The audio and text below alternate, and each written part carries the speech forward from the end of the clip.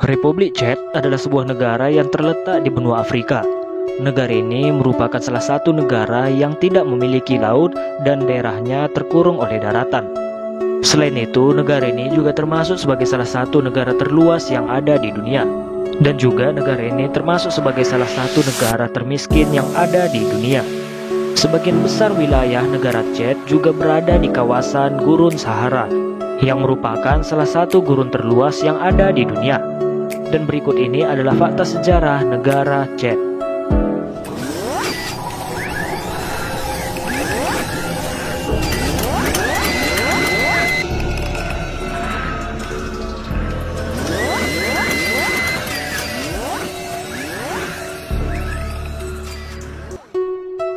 Chad adalah sebuah negara terkurung daratan yang terletak di benua Afrika, tepatnya di Afrika Tengah.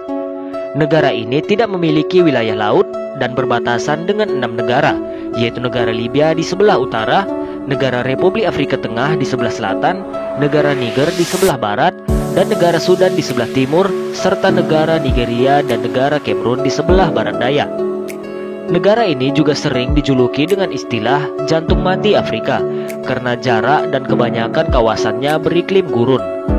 Di sebelah utara negara Chad juga terdapat pegunungan Tibesti, yaitu pegunungan terbesar dan tertinggi di Gurun Sahara. Negara Chad juga sebagai negara terbesar kelima di benua Afrika dengan luas wilayahnya sebesar 1.284.000 km persegi dengan jumlah penduduk sebanyak 15.833.116 jiwa.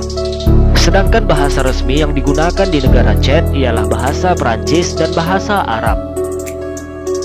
Sistem pemerintahan yang dianut oleh negara Chad ialah sistem pemerintahan Republik Presidensil, yang dimana sistem pemerintahan yaitu kepala negara dan kepala pemerintahannya ialah seorang presiden dengan masa jabatan sekitar 5 tahun.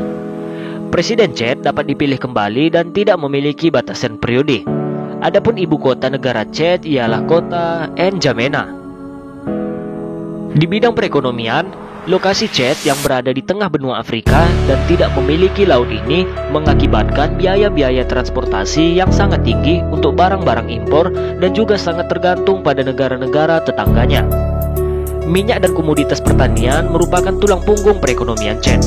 Sekitar 60% pendapatan ekspornya adalah berasal dari sektor perminyakan.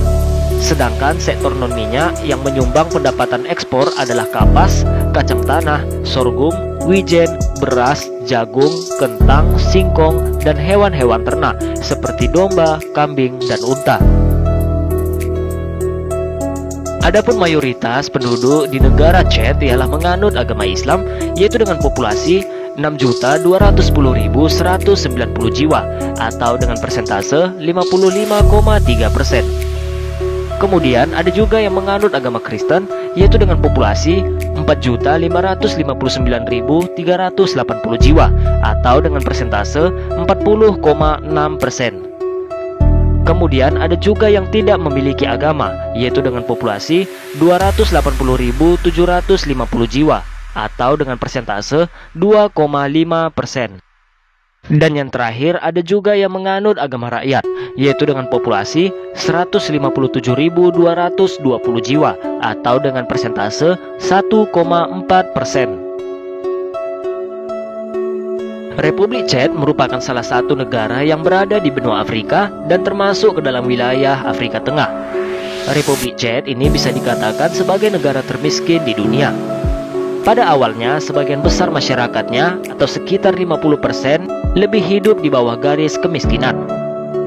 Namun, angka tersebut mengalami penurunan sekitar tahun 2000-an dengan dibuktikan oleh pendapatan per kapita negara yang sudah melebihi $1.000.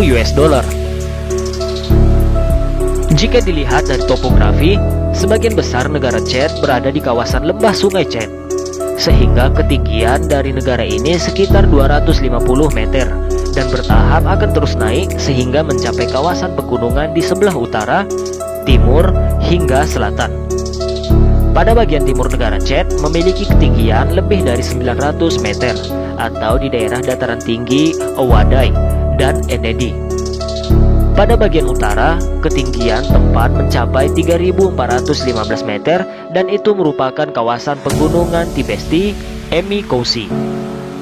Sedangkan hampir separuh kawasan tersebut merupakan bagian dari gurun Sahara. Dahulu, negara Chad pernah dihuni oleh beberapa suku yang merupakan suku asli bangsa Chad.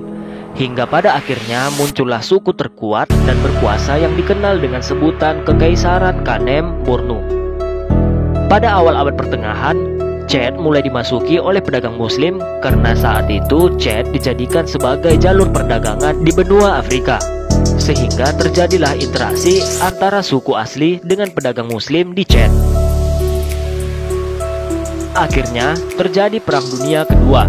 Prancis yang saat itu dipimpin oleh Felix Eboe berhasil menjadikan negara Chad sebagai daerah jajahan pertama.